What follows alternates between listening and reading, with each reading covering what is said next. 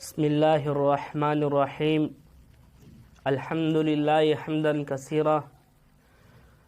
وقال قال رسول اللہ صلی اللہ علیہ وسلم اکثیر الصلاة علی یوم الجمعۃ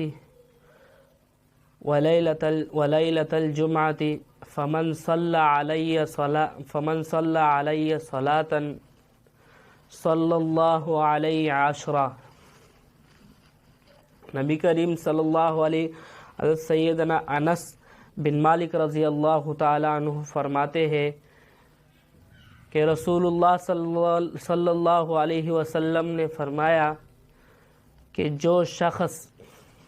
جمعے کے دن یا جمعے کی رات مجھ پر درود بھیجے گا، اللہ پاک ان کے اوپر 10 رحمتیں نازل فرمائیں گے۔ اسی طرح امام شافعی رحمۃ اللہ علیہ ایک دوسری روایت میں نقل کرتے ہیں کہ مجھے حضور صلی اللہ علیہ وسلم کے اوپر درود بھیجنا بہت اچھا لگتا ہے، بہت محبوب ہے مجھے کہ میں حضور صلی اللہ علیہ وسلم کے اوپر درود بھیجوں، لیکن جمعے کی رات اور جمعے کے دن مجھے اتنا محبوب ہے کہ حضور صلی اللہ علیہ وسلم کے اوپر درود بھیجوں۔ یہ امام ابن حجر رحمۃ اللہ علیہ فرماتے ہیں کہ نبی صلی اللہ علیہ وسلم پر کثرت سے درود بھیجا کرو، کہ نبی صلی اللہ علیہ وسلم سے کثرت پر درود بھیجا کرو، کیونکہ اکثر وقت پہ بہت بلا اور بہت بڑی مصیبتوں کے روکنے کا ایک سبب بنتا ہے کہ ہم ابھی ہر مسلمان کے اوپر یہ لازم ہے کہ نبی کریم صلی اللہ علیہ وسلم پر کثرت سے درود بھیجے۔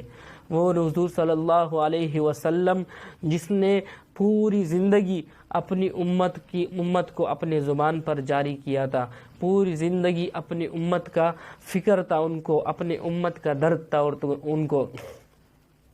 جناب نبی کریم صلی اللہ علیہ وسلم جب اس دنیا سے رحلت فرما رہے تھے تو جبرائیل علیہ السلام نے اجازت مانگی کہ اے اللہ کے رسول مجھے اجازت دو تاکہ میں آپ کی روح مبارک کو قبض کر لوں۔ حضور صلی اللہ علیہ وسلم نے فرمایا